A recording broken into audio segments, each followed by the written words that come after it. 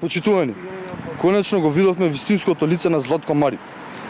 Вчера по предлог на советничката група на ВМРО ДПМН на дневен ред на седмицата на Советот на општина Аеродром беше точка за мораториум на постапки за издавање на одобренија за градење на објекти на градежни парцели кои се во границите на деталните урбанистички планови кај Мајчин дом и во Стар Аеродром, како и запирање на сите постапки за изградба на објекти за кои е издадено правосилно одобрение за градење во границите на овие детални урбанистички планови, се до извршување на ревизија од страна на стручните служби во општина Аеродром.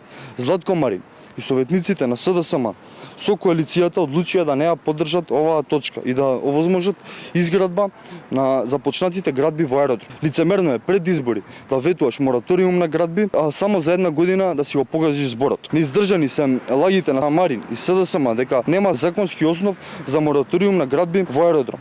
Неиздржани со обвиненијата кон ВМРО ДПМН од позиција на градоначалник со мандат од една година кој ништо не презема за спречување на овие градби.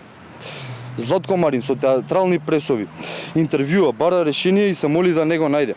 Тоа повеќе не проаѓа. На граѓаните им е повеќе од јасно дека бизнис интересите се единственото нешто што го интересира Златко Марин.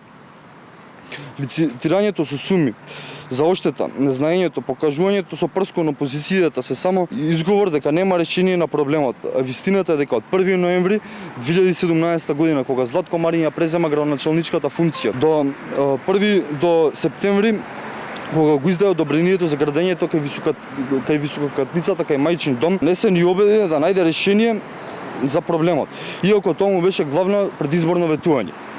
Аеродромци ќе го памтат Златко Марин како неспособен градоначалник на општина Аеродром што само за една година си го погази изборот и не исполни ни едно предизборно ветување. Ви благодарам на вниманието.